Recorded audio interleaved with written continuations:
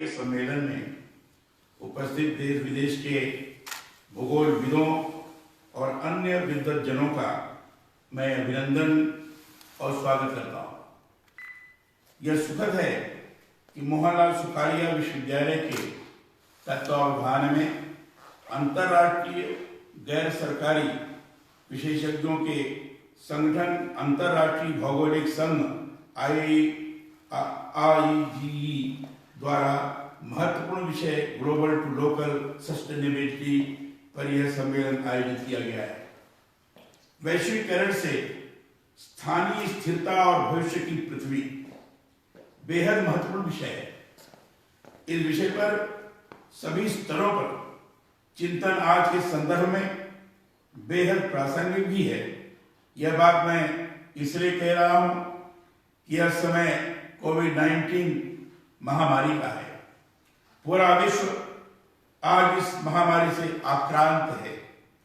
इस दौर से यह सीख भी पूरे विश्व ने ली होगी कि वैश्वीकरण में विकास जितना जरूरी है उतनी ही जरूरत स्थानीय स्तर पर स्थिरता के साथ प्राकृतिक संतुलन और मानव सुरक्षा को बनाए रखने की भी है। कोविड-19 महामारी दुनिया भर को यह संदेश दिया है कि एक सूक्ष्म सा वायरस भी हमारे पूरे जीवन को अस्त व्यस्त कर सकता है। दुनिया भर के देशों को इस वायरस के कारण आम जीवन पर सख्त प्रतिबंध लगाने के लिए मजबूर होना पड़ा है। इन प्रतिबंधों से सामाजिक जीवन और औद्योगिक गतिविधियां बड़े पैमाने पर दुनिया भर में लगभग थमी सी हो रही है। इस पूरे परिप्रेक्ष्य में इस बात को गहराई से विचार करने की भी आवश्यकता है कि हमने सूचना और संचार प्रौद्योगिकी तथा नवीनतम वैज्ञानिक विकास की ऊंचाइयां तो छू ली है, परंतु उसके विपरीत प्रभावों से होने वाले मानवीय नुकसान के बारे में अभी भी बहुत से स्तरों पर अनजान है।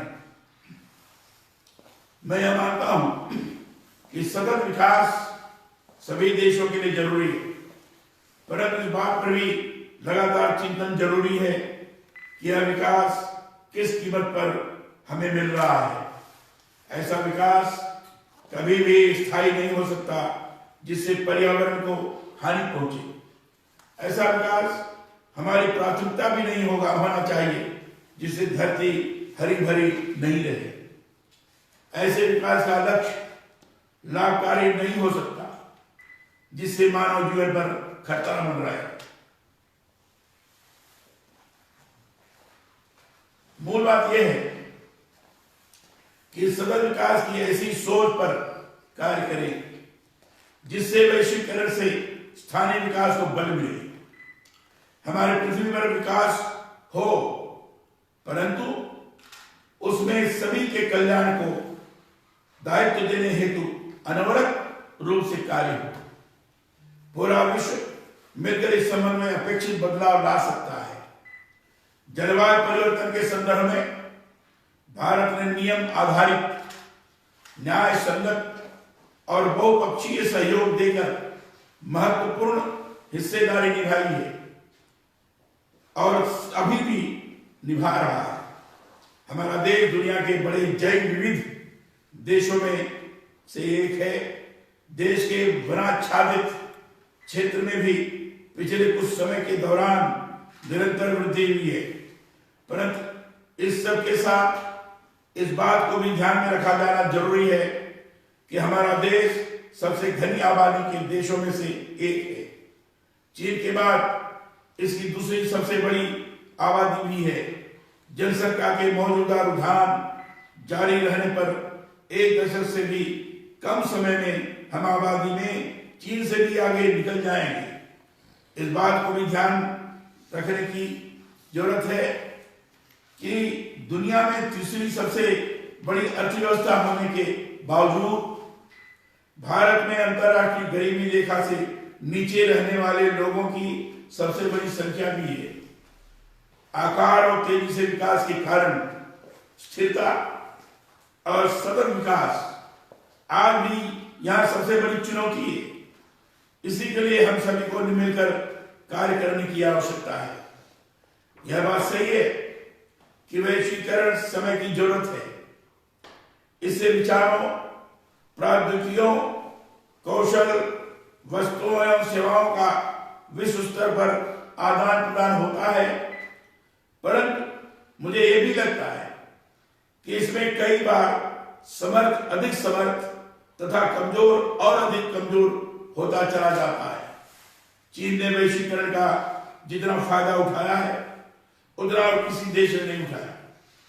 इसलिए इस बात को भी समझने की आवश्यकता है कि वैश्वीकरण का फायदा तभी मिल सकता है जब हमारे पास उपलब्ध संसाधनों के समुचित प्रबंधन के साथ उससे जुड़ी जोखिमों के उचित प्रबंधन पर भी ध्यान दिया जाए।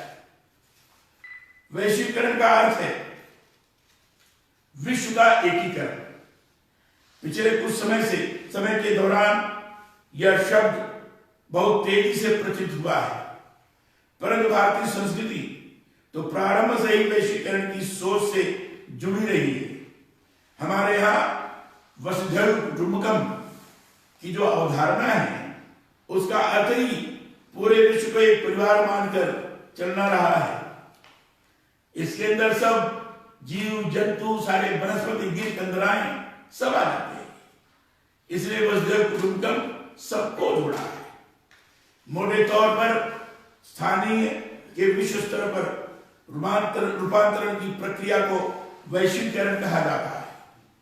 इस प्रक्रिया में राष्ट्रों का आर्थिक, तकनीकी, सामाजिक और राजनीतिक स्तर पर एक तरह से संयोजन होता है। यह माना जा सकता है कि राष्ट्रीय अर्थव्यवस्था का अंतरराष्ट्रीय अर्थव्यवस्थाओं में एकीकरण वैश्वीकरण है।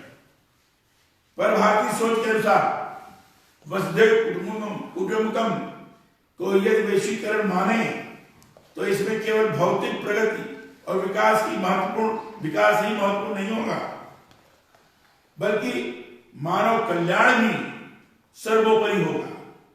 विकास से जीवन की समृद्धि होना एक बात है, परंतु उतना ही महत्वपूर्ण यह भी है कि जो विकास हो रहा है उससे जीवन सुखी और अंदर से संपन्न भी हो। वैश्वीकरण और पूरे विश्व को एक समझकर कार्य करना, इन दोनों को मैं अलग अलग मानता हूं। व्यक्तिगत मेरी एक मान्यता है कि इस समय का वैश्वीकरण तेजी से घटित होने वाले विश्व की एकीकरण की यांत्रिक प्रक्रिया है, जबकि पूरे पृथ्वी को परिवार मानते हुए सोचकर सभी के हित के लिए कार्य करना भारतीय संस्कृति की सोच का हमारा अपना वैश्वीकरण है। तकनीक ने देशों की दूरियों को कम कर दिया है और आर्थिक एकीकरण की राह को भी आसान किया है। इससे ही वैश्वीकरण कहा जा रहा है, परंतु विचार करें कि इससे भौतिक रूप में तो लाभ हुआ है, परंतु मानसिक रूप में हमें हमारी विरासत, संस्कृति और अपनापे से दूर होते चले जाने की पीड़ा भी दी है।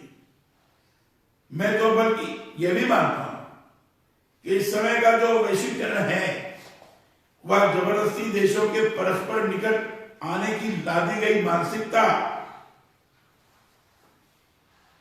लादी गई घनिष्ठता है, और जो संबंध बलात् लादे जाएं उनसे पारस्परिक मतभेद और भी गहरे होते हैं।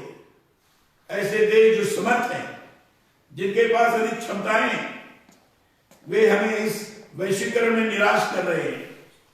अपने स्वार्थ के लिए, प्रभुत्व के लिए वैश्वीकरण के बहाने ऐसे समर्थ देश दूसरों के लिए परस्पर नुकसानदायी बन रहे हैं। इसलिए इस बात से भी सावधान रहने की जरूरत है कि वैश्वीकरण के बहाने कोई राष्ट्र हमारी अस्मिता, हमारी मानव संपदा का नुकसान न करे। वैश्वीकरण से स्थानीय स्थिरता और भविष्य के विकास के लिए यह बहुत जरूरी है। वैश्वीकरण से स्थानीय स्थिरता की बात तब तक बेमानी है जब तक शांति, सुरक्षा और सद्भावना के लिए विश्व स्तर पर कार्य नहीं होगा। यह बात सही है। मनुष्य ने अन्य जीव जंतुओं से आरंभ से ही निरंतर विकास किया है। विज्ञान और तकनीकी ने मनुष्य के भौतिक संसाधनों में उत्तरोत्तर वृद्धि की है, परंतु इस विकास से मनुष्य के सुख में अधिक वृद्धि नहीं हुई है। मशीनों से मनुष्य जीवन सुविधा भोगी और बेहतर हुआ है, परंतु असमानताएं भी बढ़ी है। गरीबी, भूखमरी, बेकारी, अशिक्षा अभी भी बड़े स्तर पर कायम है। इसका अर्थ स्पष्ट है कि विकास का लाभ समान रूप से लोगों को नहीं मिला है। मैं समझता हूं कि वैश्वीकरण से स्थानीयता के स्थायी विकास के लिए कार्य करना अधिक जरूरी है। स्थानीय संस्कृति के संरक्षण के साथ मानव और प्राकृतिक संसाधनों का समुचित उपयोग और उसके लिए प्रकृति के संतुलन को साधते हुए कार्य किया जाता है, तो ऐसा कार्य स्थायी और सतत विकास का बड़ा आधार बनेगा। इसी पर आप सभी शिक्षाविदों को चिंतन करने की आवश्यकता है कि कैसे वैश्वीकरण हमारी स्थानीय संस्कृति के संरक्षण के साथ मानव कल्याण की सोच के साथ सतत विकास में उपयोगी हो। इस सम्मेलन के अंतर्गत वैश्वीकरण से स्थानीय सतत विकास के अंतर्गत सामाजिक, आर्थिक और पर्यावरणीय पहलुओं का संतुलित समन्वय करते हुए कार्य किए जाने की भविष्य की योजनाओं पर भी मंथन किए जाने का मैं आप सभी से आह्वान करता हूं। प्रधानमंत्री श्री नरेंद्र मोदी जी के नेतृत्व में पिछले कुछ वर्षों के दौरान देश में अर्थव्यवस्था के सुदृढ़ीकरण के लिए जो कार्य किए गए हैं, उनको आगे बढ़ाने में शिक्षण संस्थाएं को भी महत्वपूर्ण भूमिका मैं मानता हूं। शिक्षण संस्थाएं विकास के लक्ष्यों के साथ ऐसी योजनाओं और कार्यों के शोध अनुसंधान को बढ़ावा दे जिससे मानवीय जीवन और बेहतर हो सके। नई शिक्षा नीति में कौशल विकास पर विशेष ध्यान दिया गया है। जरूरत इस बात की भी है कि शिक्षण संस्थाएं कौशल विकास के साथ नवाचार अपनाते हुए शोध एवं अनुसंधान की ऐसी दृष्टि पर कार्य करें जिससे स्थायी मानवीय विकास को गति मिल सके।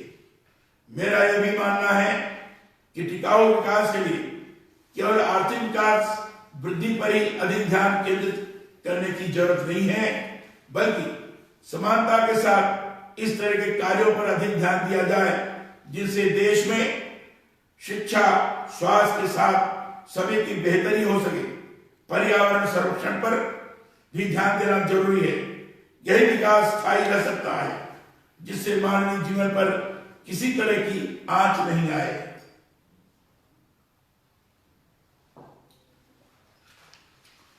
मुझे इस बात की प्रसन्नता कि मोहनलाल सुखाड़िया विश्वविद्यालय इस वर्ष विश्वविद्यालय अनुदान आयोग द्वारा चुनी हुई 1000 विश्वविद्यालयों की NIRF रैंकिंग लिस्ट में अग्रणी स्थान पर है।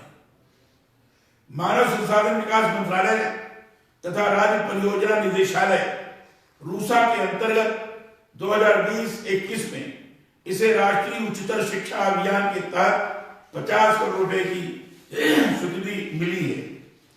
उद्यमिता, नवाचार एवं करियर दृष्टि से विश्वविद्यालय में कौशल आधारित सर्टिफिकेट, डिप्लोमा कोर्स एवं प्रशिक्षण कार्यशालाएं प्रारंभ करने की पहल की गई है। यह भी सुखद है कि शहरी विद्यार्थियों के साथ साथ दक्षिण राजस्थान के ग्रामीण व आदिवासी इलाकों के विद्यार्थियों को भी प्रशिक्षित करने की योजना पर आप कार्य कर रहे हैं। मुझे बताया गया है कि मानव संसाधन विकास मंत्रालय ने विषय विशेषज्ञ द्वारा स्क्रीनिंग के बाद विश्वविद्यालय द्वारा अनुसंधान एवं नवाचार परियोजना के अंतर्गत भेजे हुए 72 में से 56 प्रोजेक्ट की मंजूरी दे दी है। इसके लिए आपको बहुत बहुत धन्यवाद और बधाई। इनके अंतर्गत दक्षिण राजस्थान की सामाजिक, पर्यावरण और अकादमिक मुद्दों से जुड़े विषयों पर आप काम करने जा रहे हैं। मैं समझता हूं क्षमता निर्माण और आजीविका सुरक्षा, महिलाओं के कानूनी अधिकार, आदिवासी लोकगीत एवं साहित्य, स्मार्ट गांव की पहल, सड़क दुर्घटनाओं के लिए प्रेडिक्शन मॉडल, चुनावी सूचना प्रणाली, सांस्कृतिक विरासत का संरक्षण, जनसंचार का सामाजिक आर्थिक विकास में योगदान, भूजल की गुणवत्ता का आकलन, पारंपरिक औषधीय पौधों का उपयोग, ई लर्निंग आदि की परियोजनाओं पर विश्वविद्यालय जो कार्य करेगा उसके दूरगामी परिणाम राजस्थान के दीर्घकालीन विकास के रूप में सामने आएंगे। विश्वविद्यालय ने रोजगारोन्मुखी पाठ्यक्रमों की जो शुरुआत की है उसका प्रस्तुतिकरण मैंने देखा है। मैं तहे दिल से इन प्रयासों की सराहना करता हूं। दूसरे शिक्षण संस्थानों को भी चाहिए कि वे इस विश्वविद्यालय से प्रेरणा लेकर उद्यमिता और दक्षता विकास के लिए निरंतर कार्य करें। कौशल विकास आज के समय की सबसे बड़ी आवश्यकता है। इसके शिक्षण संस्थाओं, उद्योगों और सरकारी क्षेत्र में निरंतर कार्य करने की जरूरत है। यह समय ऐसा है जब चीजें तेजी से बदल रही हैं। कोरोना महामारी ने पूरे विश्व को हिलाकर रख दिया है। ऐसे में विश्व के सभी देशों को चाहिए कि वे धरती और उस पर रहने वाले लोगों के संरक्षण को ध्यान में रखते हुए कार्य करें। ऐसा आर्थिक विकास अधिक प्रभावी और कारगर नहीं हो सकता जिसका मूल्य मानव हानि के रूप में सामने आए। इसलिए जलवायु परिवर्तन, प्रदूषण और उससे मानव जीवन पर बढ़ते खतरों को ध्यान में रखकर टिकाऊ विकास के लिए कार्य करने की सभी स्तरों पर जरूरत मैं अनुभव करता हूं। इसी से आपके सम्मेलन के उद्देश्य की भी सही मायने में पूर्ति की जा सकती है। मैं उम्मीद करता हूं कि आप भूगोलविदों, शिक्षाविदों के विमर्श से निकले नीतिगत सुझाव न केवल भारत देश अभी दक्षिण एशिया और शेष दुनिया के सतत विकास और वैश्विक स्थिरता हेतु अनुकरणीय साबित होंगे। आपने मुझे इस महत्वपूर्ण विषय पर अपनी बात रखने के लिए मुझे आमंत्रित किया, इसके लिए मैं बहुत बहुत आभार व्यक्त करता हूं। धन्यवाद। जय हिंद।